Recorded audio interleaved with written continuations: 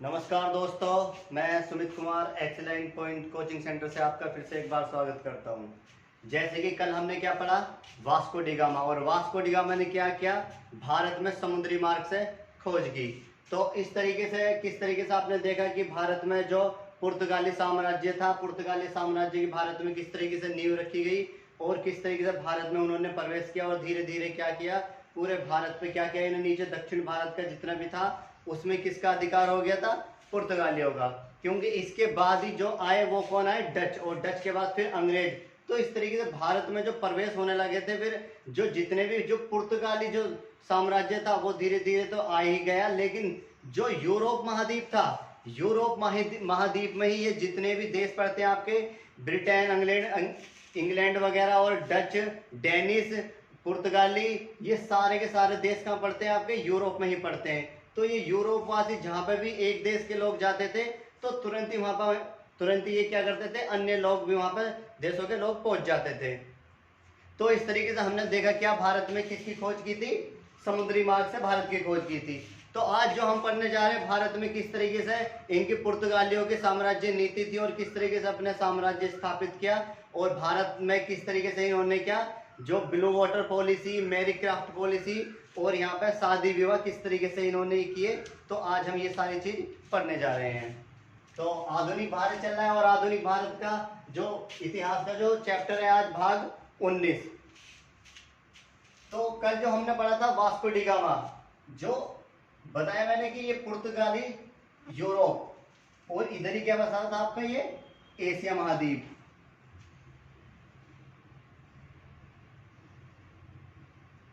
Asia, और यहीं पे क्या दूसरा सबसे बड़ा महाद्वीप जो अफ्रीका महाद्वीप है। तो किस तरीके से जो वास्को डी गामा आया, और वास्को डी गामा आने के बाद में सीधे सीधे कहां पर आया, फिर वो जब दूसरी बार आया था 1502 ईस्वी में। अब वो 1502 ईस्वी में आने के बाद में वो कहां नहीं गया, गुजरात नहीं गया, वो सीधा कहां पर आया, केरल में आया। केरल में कहां पर, कालीकट शहर, कालीकट एक जगह बंदरगाह था, और कालीकट वहां पर क्या किया इसने, यहाँ पर ये आ गए, क्योंकि उस समय जो यहाँ का केरल का जो राजा था कौन था, वो जमोरिन। तो यहाँ पर हुआ क्या, जो राजा जमोरिन था, तो जो वास्को डी गामा जैसे भारत में आया 1502 ईस्वी में, तो लगभग इसके साथ कितने लोग थे, 1300 प्लस लोग थे। जब ये इतने सारे लोग आए तो यहाँ का जो शासक था केरल का, जो राजा जमोरिन था, उसने देखा इतने सारे लोग आ रहे हैं, कहीं ऐसा ना हो ये मुझ पे क्या आक्रमण करते हैं। तो वो डर गया, और डरने के कारण यहीं पर ही जो आपका अरब सागर है, अरब सागर में क्या है, भारत के छोटे छोटे द्वीप हैं, जिनको मिला के क्या बना हुआ है, लक्षद्वीप, जो भारत का एक केंद्र शासित राज्य है। तो ये यहाँ से राजा जमोरिन इसको छोड़कर कहाँ पर पहुंच जाता है, लक्षद्वीप पर पहुंच जाता है। अब ये 1300 लोग कहाँ पर आते हैं, सीधे भारत में, और प्रवेश करने लग जाते हैं अपने नीचे कहाँ पर, ये भारत में आए, और यहाँ पर भारत में केरल में ही जो पहले कालीकट शहर था उसी का नाम बदल के क्या कर दिया यहाँ पर, कोचिकोड, कोचिकोड,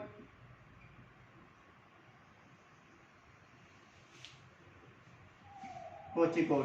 तो कोचिकोड यहाँ पर आए और इन्होंने अपनी फैक्ट्री स्थापित की यहीं पे, और यहाँ पे जो इन्होंने फैक्ट्री स्थापित की, फैक्ट्री के साथ ये इन्होंने देखा कि हमें क्या करना है, भारत की राज व्यवस्था जो थी उसमें भी हस्तक्षेप करना है, मतलब में। तो हुआ ये, यहाँ पे जब ये सारी चीज कर रहे थे तो 1502 ईस्वी में जैसे ही यहाँ पर आए, तो ये जो 1300 प्लस लोग थे, इनको कौन चला रहा था, जो वास्को डी गामा था। लेकिन वास्को डी गामा की यहाँ पे मृत्यु हो गई, और मृत्यु होने के बाद में अब इन 1300 प्लस लोगों के जो लोग थे, इनको चलाने के लिए भी कोई होना जरूरी था। तो तब यहाँ से ही जो यूरोपवासी जो थे ये पुर्तगाली, इन्होंने ही एक अपना टेम्परेरी ही एक गवर्नर जनरल बना के भेज दिया। मतलब गवर्नर जनरल नहीं कह सकते, नाम मात्र के लिए, इनको चलाने के लिए, इनके देख रेख के लिए अल्बुकर्क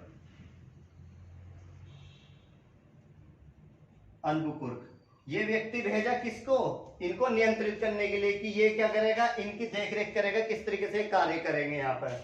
तो और ये आगे जाके क्या बनता है, यही गवर्नर जनरल बनता है। और इसके बाद में जब ये कुछ समय बाद यहाँ पर आया 1502 के बाद में, और धीरे धीरे क्या हुआ है, इसके जाने के बाद तो यहाँ से यूरोपवासी जो थे, ये यूरोपवासी अपना ही एक गवर्नमेंट, क्योंकि ये जितने भी लोग थे कैसे थे, सरकारी कर्मचारी थे, और वो भी गवर्नमेंट एम्प्लॉय, और जितने भी थे सारे युवा ही थे यहाँ पे इसमें। तो जब ये यहाँ पर आया तो इसका टाइम पीरियड पूरा हुआ, तो यहाँ पे यूरोप वासियों ने, पुर्तगालियों ने अपना एक गवर्नर जनरल बना के भेजा, जो पुर्तगालियों का पहला प्रथम गवर्नर जनरल फ्रांसिस्को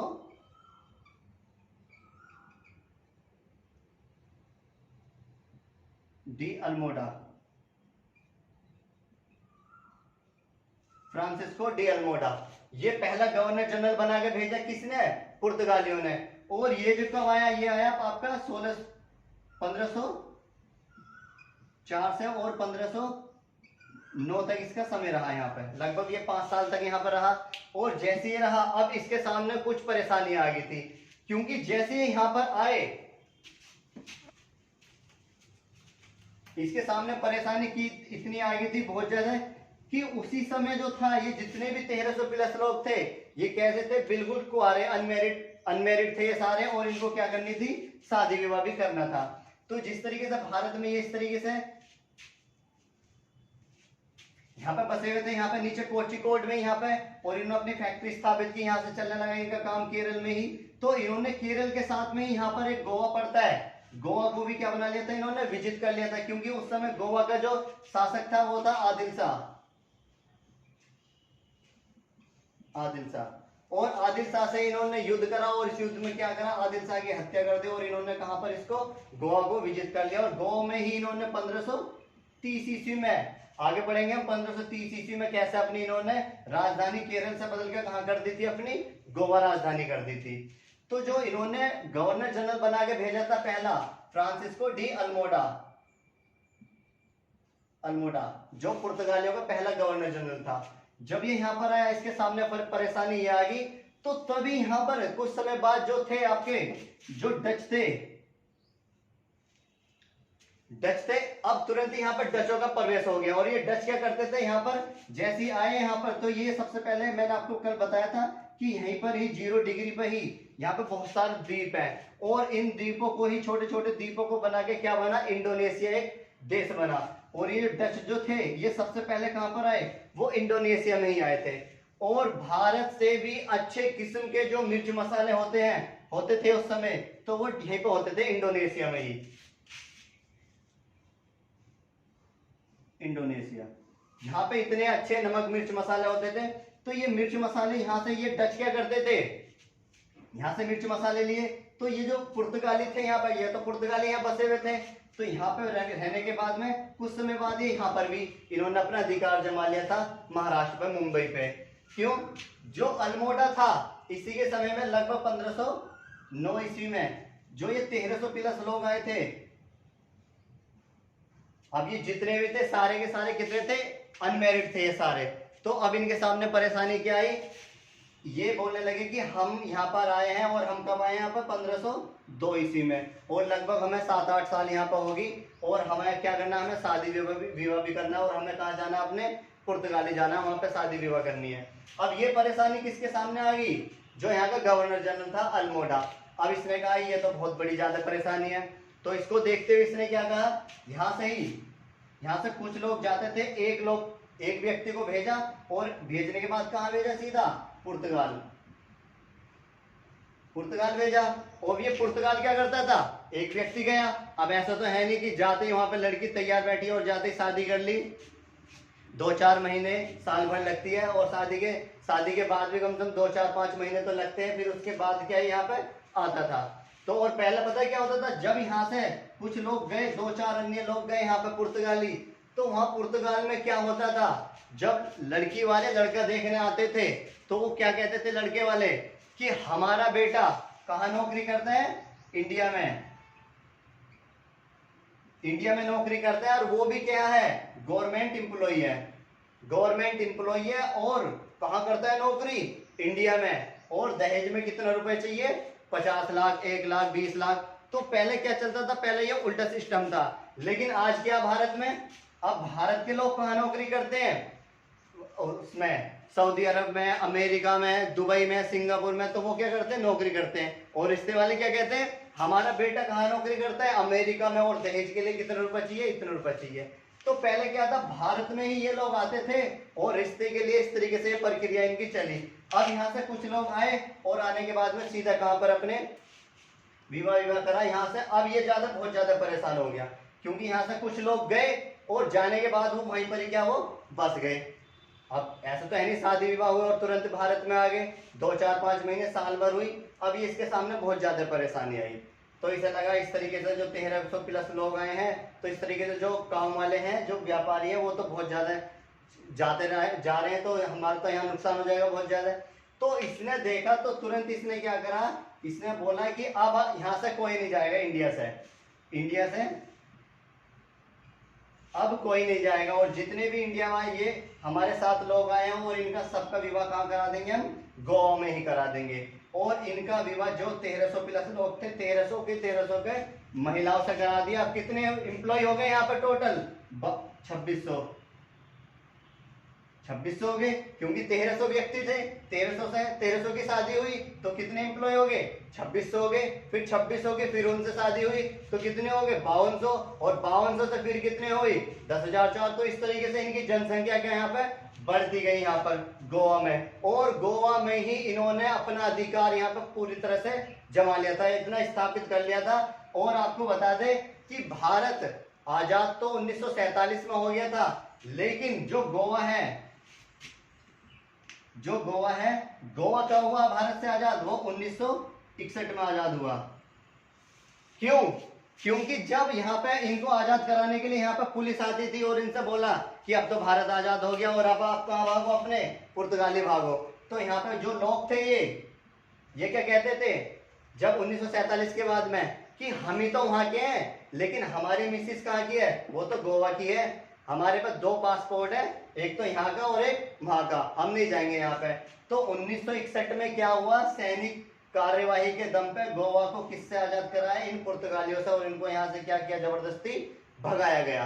अब जैसे भगाया, अब यहाँ पे जो बचे कुछ अल्प मात्रा में जो थे लोग, और यहाँ पे आज भी जो गोवा में है, आप देखते होंगे जो गोवा में जो व्यक्ति हैं, उनमें जो झलक देखने को मिलती है अक्सर, वो किसकी मिलती है, पुर्तगालियों की मिलती है। क्योंकि यहाँ पे जो जितने भी जमीन में जितने भी लोग थे, उनकी नसों में क्या था, सब में पुर्तगाली बसे हुए थे।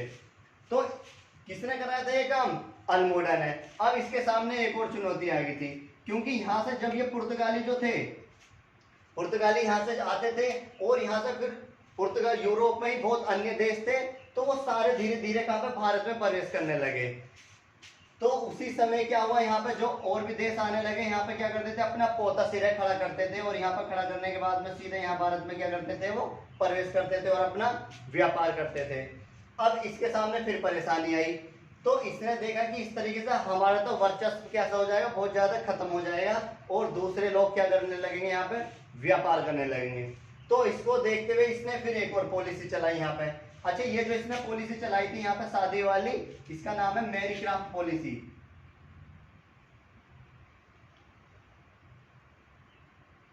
Policy in India.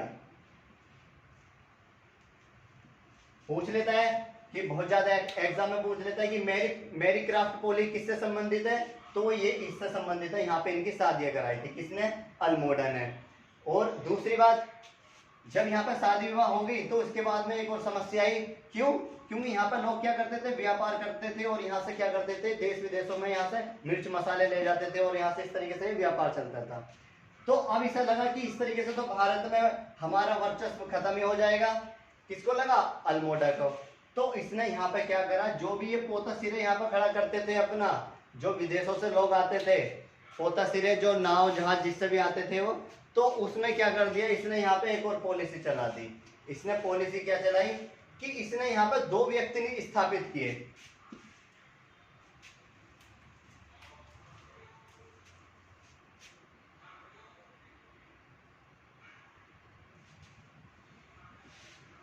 तो यहाँ पे क्या किया इसने, अल्मोड़ा ने यहाँ पर 2 तरह के लोग स्थापित किए। कैसे, एक तो जो बहुत ज्यादा पढ़े लिखे थे, उनको क्या बना दिया, बहुत ज्यादा ईमानदार,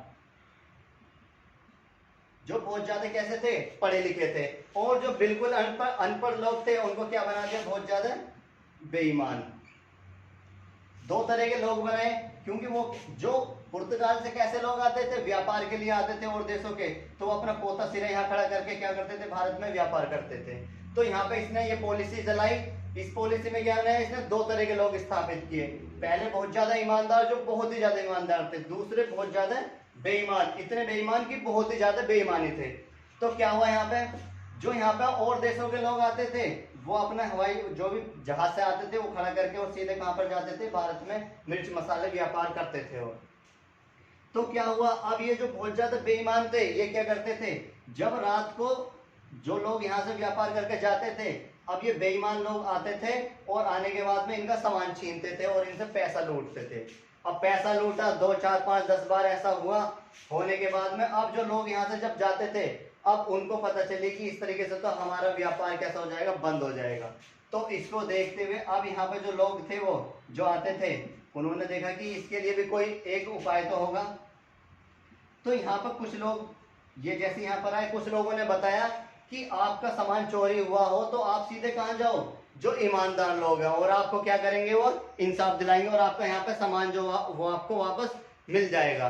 तो हुआ ये जो लोग आए और आने के बाद में सीधे कहाँ पहुंचे, ईमानदार ऑफिस। और ईमानदार ऑफिस पहुंचने के बाद में इन्होंने कहा कि ठीक है चलो आपका सामान मिल जाएगा। एक दिन उन्हें लॉलीपॉप दिया, 2 दिन लॉलीपॉप दिया, लेकिन उनका सामान उनको नहीं मिला और उनको चक्कर कटाए गए। क्यों, इसकी तो नीति थी। तो इसने कहा फिर यहाँ पे ईमानदार लोगों ने, ठीक है हम आपका यहाँ पे सामान ढूंढ देंगे, लेकिन आपको इसके लिए कुछ करना पड़ेगा। तो इसने कहा कि इन ईमानदार लोगों ने कि हम यहाँ पे क्या करते हैं, हम आपके सामान की देख रेख करेंगे, तो उसके बदले हमें भी कुछ चाहिए। तो उन लोगों ने कहा कि बताओ क्या चाहिए। तो यहाँ पर जो अल्मोड़ा था, यहाँ पर अल्मोड़ा ने क्या चलाया, यहाँ पर ब्लू वाटर पॉलिसी।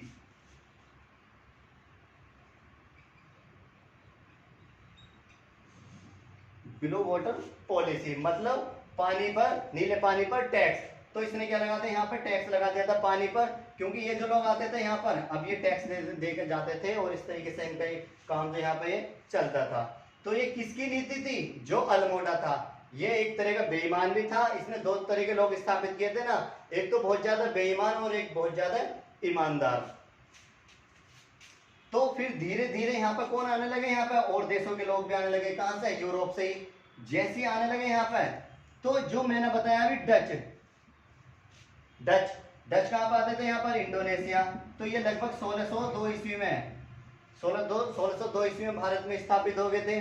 होने के बाद नहीं आए तो यहाँ पर 1596 में आ गए थे, लेकिन भारत में कब आए, 1602 ईस्वी में। क्योंकि यहाँ पे किसका कब्जा था, पुर्तगालियों का, और यहाँ पे भी किसका कब्जा था, पुर्तगालियों का। और जो ये था आपका मुंबई पे किसका अधिकार हो गया था, वो पुर्तगालियों का। तो ये कहां पर आए, जो डच थे, जो डच ये जो जगह थी ना यहाँ पर, ये जो तमिलनाडु, इसको कोरोमंडल तट बोला जाता है, तो ये यहाँ पर स्थापित हुए आके। और आने के बाद में इन्होंने सबसे पहले यहाँ पे क्या, मछलीपट्टनम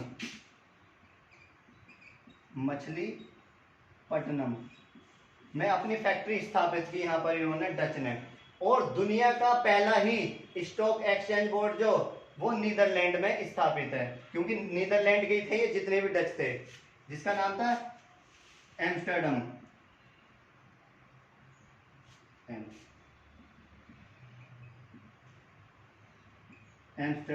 दुनिया का पहला स्टॉक एक्सचेंज जो है वो एम्स्टर्डम, कहां पर है, ये नीदरलैंड में। क्योंकि ये डच जो थे ये क्या कहाँ के निवासी थे, वो नीदरलैंड के ही थे। जब ये यहाँ पर आए और ये क्या करते, जो डच लोग जो थे, क्योंकि ये मिर्च मसाले कहाँ से लेते थे, मैंने बताया आपको अभी यहाँ पर कि यहाँ पर इंडोनेशिया है, और इंडोनेशिया में क्या है, दुनिया के सबसे अच्छे मिर्च मसाले जो मिलते हैं वो यहीं पे मिलते हैं। तो ये यहाँ पर भारत में क्यों आए फिर ये डच, तो ये क्या करते थे, ये जो तमिलनाडु क्षेत्र है ये वाला, इस तमिलनाडु में क्या होते हैं सबसे ज्यादा, सूती वस्त्र। तो ये क्या करते हैं, जो डच लोग थे यहाँ से मिर्च मसाले खरीदे, और खरीदने के बाद में कहां पर आए, भारत में। और भारत में मिर्च मसाले क्या यहाँ पर बेचे, और यहाँ से क्या लिया इन्होंने, सूती वस्त्र। और सूती वस्त्र लेने के बाद में सीधे कहां चले गए थे, क्योंकि यहाँ पर क्या आपका ये पूरा का पूरा चीन है, यहाँ पर चाइना। तो यहाँ से क्या जाते थे, चाइना में ये अपना व्यापार करते थे डच। इस तरीके से इनका व्यापार चलता था डच लोगों का। और फिर इनके बाद में जो थे, मैंने आपको बताया जो 1600 ईस्वी में ही 31 दिसंबर 1599 में 31 दिसंबर 1599 रात के 12 बजे थे, रात के 12 जैसे बजे थे, तो ब्रिटेन में क्या हो रही थी, न्यू ईयर की पार्टी सेलिब्रेट की जा रही थी। जैसे न्यू ईयर की पार्टी सेलिब्रेट की जा रही थी, तो वहां पर जो रानी थी, वहां की रानी एलिजाबेथ जो थी, एलिजाबेथ, अब इसके पास कुछ लोग पहुंचे और इसने क्या कहा उन लोगों ने कि हमें क्या करना है, हमें ईस्ट की साइड जाना है और हमें क्या करना है, वहां पर व्यापार करना है। तो उस समय न्यू ईयर पार्टी चल रही थी, क्योंकि रात के 12 बजे थे, तो न्यू ईयर सेलिब्रेट किया जा रहा था। तो यहाँ पे इसने क्या करा, एलिजाबेथ ने यहाँ से न्यू ईयर पार्टी के लिए इनको अनुमति दे दी गई। और व्यापार की अनुमति तो दे दी, लेकिन कितने वर्ष के लिए, 15 वर्ष के लिए। जैसी व्यापार की अनुमति दी, अब ये जो थे, मैंने बताया आपको 1600 ईस्वी में ही पहला अंग्रेज आया। जैसे अंग्रेज आया, क्योंकि उस समय जो था भारत में किसका शासन चल रहा था, अकबर का। और फिर 1608 ईस्वी में 1608 ईस्वी में ही जो कैप्टन हॉकिंस था, कैप्टन हॉकिंस किसके दरबार में आया, क्योंकि 1608 ईस्वी में नीचे कौन थे, पुर्तगाली, और ऊपर कौन थे, अंग्रेज। तो 1608 ईस्वी में जो जहांगीर था, जहांगीर, तो जहांगीर कैसा था, एक नशीला पदार्थ बहुत ज्यादा प्रयोग करता था, इस्तेमाल करता था। तो ये कैप्टन हॉकिंस जो था, इसको कौन सी भाषा आती थी, अंग्रेजी। और जहांगीर जो था, ये कैसा था, इसको कौन सी भाषा आती थी, फारसी। अब हुआ क्या यहाँ पे, जो ये कैप्टन हॉकिंस था 1608 ईस्वी में किसके दरबार में आया, जहांगीर के, क्योंकि हमने ये पहले पढ़ लिया है मुगल शासन में। तो यहाँ पर आया और इसको व्यापार की अनुमति नहीं मिली। और इसके बाद में जो आया 1615 ईस्वी में, 1615 ईस्वी में सर टॉमस रो आया, सर टॉमस रो आया व्यापार की अनुमति के लेने के लिए। और व्यापार की अनुमति इसको मिल गई। और व्यापार की जैसी अनुमति मिली, तो यहाँ पे जहांगीर के शासनकाल में क्या करने लगे, वो व्यापार करने लगे। लेकिन जहांगीर ने क्या कह दिया था कि आप यहाँ पे व्यापार करो, लेकिन आपको व्यापार क्या करना है, आपको दिन ही दिन में व्यापार करना है। तो हुआ ये, इसने सर टॉमस ने कहा चलो व्यापार की अनुमति तो मिली, तो यहाँ पे कुछ दिनों तक व्यापार करते थे। लेकिन जब भी ये पी कर रहता था जहांगीर, अब जहांगीर ने देखे कि यहाँ पे गोरे लोग क्या कर रहे हैं, काम कर रहे हैं। अब जहांगीर ने देखा कि तुम कैसा यहाँ पे, तो उन लोगों ने कहा कि जो अंग्रेज थे कि आपने तो बोला था यहाँ पे व्यापार करने के लिए और आपसे हमने अनुमति मिली। तो इसने कहा, जहांगीर ने, मैंने बोला ना यहाँ रहने के लिए, चलो भागो अपने। तो इनको यहाँ से भगा दिया। फिर इसने, फिर कुछ समय बाद फिर एक और व्यक्ति आता था, किसको, जहांगीर को मनाने के लिए। तो फिर क्या हुआ, यहाँ से जहांगीर और व्यापार की अनुमति दे दी थी। फिर कुछ समय बाद देखा पी के जैसे घूमता था दोस्तों के साथ में। अब देखा यहाँ पे कि तुम कैसे यहाँ पे, कि आपसे तो अनुमति ली व्यापार के लिए, कि मैंने बोला चलो भागो अपने वहीं पे अपने ब्रिटेन। तो इनको फिर इस तरीके से इसने भगाया। तो लगभग 15 व्यक्ति नियुक्त किए गए थे जहांगीर को मनाने के लिए, और बार बार जो आते थे इसको बताने के लिए कैसे ऐसा हमें व्यापार के लिए अनुमति ली थी आपसे। तो ये चलता रहा। जो पुर्तगाली थे, मैंने आपको बताया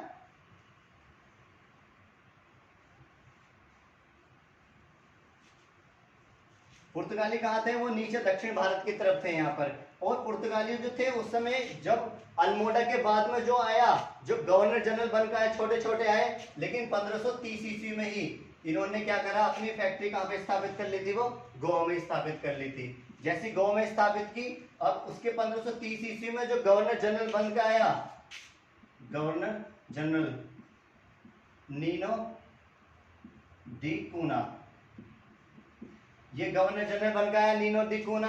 अब जैसे ये गवर्नर जनरल बनकर आया, अब जो पुर्तगाली लोग थे यहाँ पर,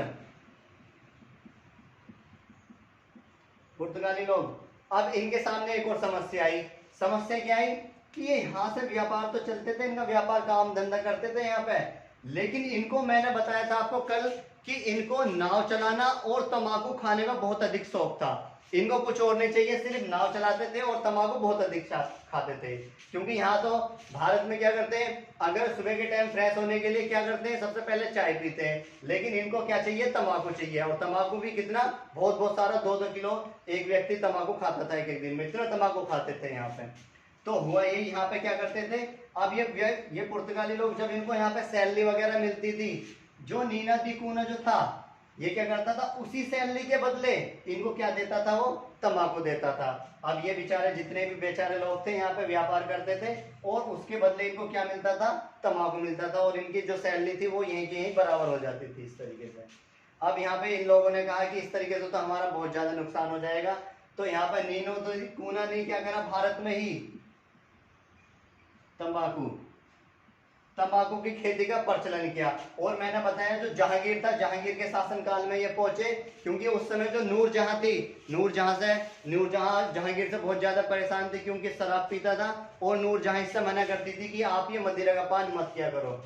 तो वहां पर हुआ यही, जो तब ये थे पुर्तगाली थे, यूरोपवासी, ये पुर्तगाली कहाँ पहुंचे थे, जहांगीर के पास पहुंचे। और जहांगीर के पास पहुंचने के बाद उन्होंने कहा उससे कि आप क्यों परेशान रहते हो। तो उसने कहा जहांगीर ने कि जो नूरजहां है, नूरजहां क्या करती है, वो शराब के लिए मना करती है पीने के लिए, लेकिन मुझसे वो छूटती नहीं कभी भी। तो ये पुर्तगाली क्या कहते हैं कि हमारे पास एक ऐसी दवा है, और आपको उसको खाते ही आप मदिरा छोड़ दोगे, शराब पीना बिल्कुल छोड़ दोगे। तो जहांगीर भी बहुत ज्यादा खुश हो जाता है कि चलो बहुत अच्छी बात है, बताओ क्या है वो दवाई। तो ये पुर्तगाली क्या करते हैं, तंबाकू लेते हैं, और उस तंबाकू में क्या चूना मिला देते हैं बढ़िया करके, और दे देते हैं कि ले दबा लो इसे डाल के नीचे। अब जैसी डाल के नीचे इसने दबाई यहाँ पे जहांगीर ने,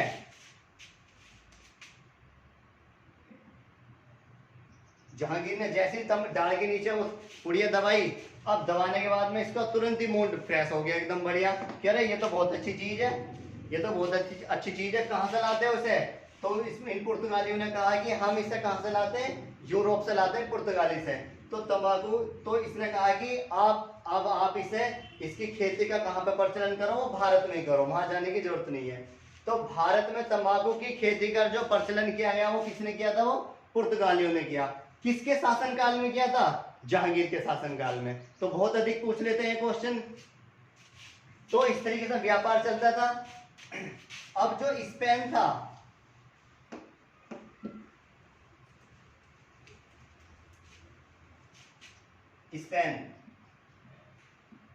स्पेन में कैसे थे, यहाँ पर 2 तरह के लोग थे,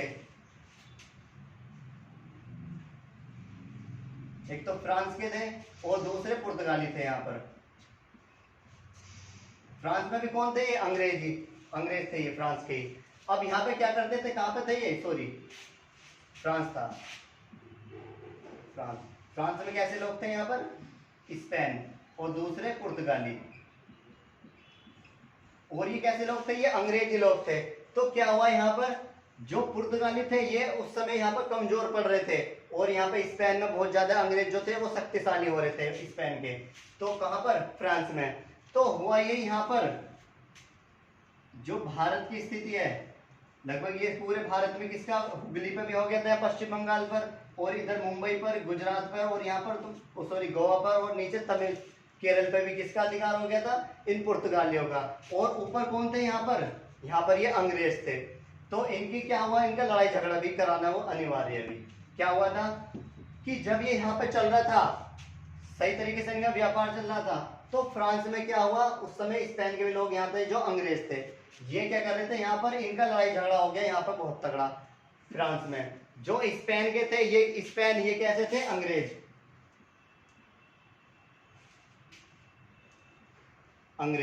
पुर्तगाली ये बिल्कुल सीधे शरीफ लोग थे। तो इन्होंने क्या किया, यहाँ पे जो स्पेन के अंग्रेज थे, इन्होंने क्या कर दिया, यहाँ पे फ्रांस में लड़ाई झगड़ा कर दिया। और लड़ाई झगड़ा किससे कर दिया, पुर्तगालियों से इतना लड़ाई झगड़ा किया यहाँ पर। अब पुर्तगाली का बिल्कुल अंत होना यहाँ पे निश्चित था फ्रांस में ही, क्योंकि जहाँ पे भी ये अंग्रेज यहाँ पे भी थे, फ्रांस में भी और भारत में भी थे, ऐसी पुर्तगाली फ्रांस में भी थे और भारत में भी थे। तो यहाँ पे इनका अंत होने वाला था, लड़ाई बिल्कुल होने ही वाली थी। तो उसी समय जो अंग्रेजों का एक राजा था, उस समय राजा बनने ही वाला था, चार्ल्स द्वितीय। ये अंग्रेज राजा का उस समय बेटा था। और पुर्तगाली के जो उस समय जो राजा था, राजा की बेटी जो थी वो थी कैथरीन। कैथरीन। तो हुआ ये, यहाँ पे पुर्तगाली चाहते थे लड़ाई झगड़ा ना हो, लेकिन जो अंग्रेज थे ये चाह रहे थे कि हाँ लड़ाई झगड़ा होना चाहिए। लेकिन किसी तरह से इन्होंने सोचा कि अगर हमारी लड़ाई होगी अंग्रेजों से तो हम यहाँ पर कहाँ पर, फ्रांस तो मिटेंगे, फ्रांस में तो मरेंगे ही मरेंगे, और भारत में भी क्या, हम यहाँ से, भारत में भी हमारा अंत हो जाएगा, बिल्कुल हम यहाँ से खत्म ही हो जाएंगे। तो हुआ ये यहाँ से, तो पुर्तगालियों ने क्या यहाँ पे एक दिमाग लगाया, और दिमाग ये लगाया, जो पुर्तगाली जो थी, इनकी जो महारानी थी कैथरीन, और जो अंग्रेजों का जो राजा था चार्ल्स, अब इन्होंने क्या कर दिया, यहाँ पे कैथरीन का विवाह किससे करा दिया, वो चार्ल्स से करा दिया। लगभग 1661 ईस्वी में कराया। 1661 ईस्वी में कैथरीन का विवाह किससे करा दिया, चार्ल्स द्वितीय से। अब वहां पे क्या होता था, जो भी वहां होता था फ्रांस में वही भारत में होता था। वहां प्यार तो यहाँ प्रेम, वहां लड़ाई झगड़े तो यहाँ लड़ाई झगड़े। तो जब ये करा दिया, यहाँ पे कौन बसे हुए थे, ये ये पुर्तगाली, और यहाँ पे भी किसका कब्जा था, गोवा पे भी पुर्तगालियों का, नीचे केरल पे भी पुर्तगालियों का, इधर हुगली पे भी किसका था, वो पुर्तगालियों का। तो हुआ ये, यहाँ पे कौन रहते थे, अंग्रेज। तो इन अंग्रेजों ने ये चाह रहे थे लड़ाई झगड़ा हो भारत में भी, लेकिन नहीं हुआ। क्यों, पुर्तगाली नहीं चाहते थे लड़ाई झगड़ा हो बिल्कुल भी। तो हुआ ये, यहाँ पे शादी हुई, अब यहाँ पर भी भारत में शादी होनी जरूरी थी, क्योंकि वहां लड़ाई तो यहाँ लड़ाई, वहां प्रेम तो यहाँ भी प्रेम। तो हुआ ये, यहाँ पर जो पुर्तगाली थे,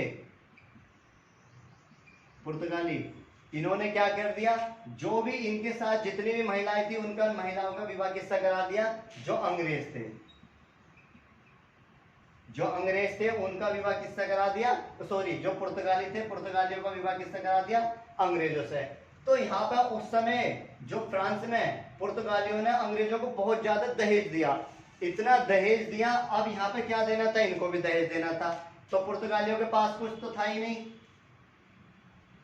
पुर्तगालियों के पास कुछ था नहीं, लेकिन ये मुंबई है ना, यहाँ पर सेल्सियस द्वीप पे बसी हुई है मुंबई, तो इन्होंने मुंबई को क्या दे दिया, मुंबई को किसको दहेज में दे दिया, अंग्रेजों को। किसने, पुर्तगालियों ने। तो पुर्तगालियों ने अंग्रेजों को क्या दे दिया, मुंबई को दहेज में दे दिया, क्योंकि वहां पर दहेज, यहाँ दहेज, वहां प्रेम, यहाँ भी प्रेम। तो इस तरीके से मुंबई को जो दहेज में दिया, किसने दिया, पुर्तगालियों ने। किसको दिया, अंग्रेजों को। देखो जगह किसकी, रह कौन रहे हैं और दे कौन रहे हैं उस स्थान को, पुर्तगाली, और ले कौन रहे हैं, अंग्रेज, जो जिनका यहाँ पर कुछ भी नहीं है, और उनको मुंबई को किसने को दहेज में दे दिया था, इन्होंने, पुर्तगालियों ने अंग्रेजों को दहेज में दे दिया था।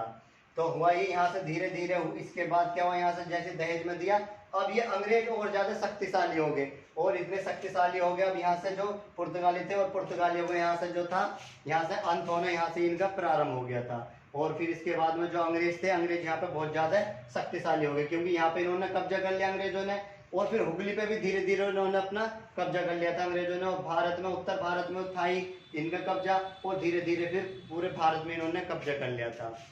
ठीक है, तो इस तरीके से जो हमने आज पढ़ा, क्या पढ़ा, किस तरीके से जो पुर्तगाली थे, पुर्तगालियों की उनकी कैसी नीति थी, और यहाँ पर भारत में ईस्ट इंडिया कंपनी की जो स्थापना हुई थी, किनकी, जो वो थे आपके अंग्रेज। तो इसके बाद जो कल जो हम पढ़ेंगे, इससे अगला टॉपिक पढ़ेंगे।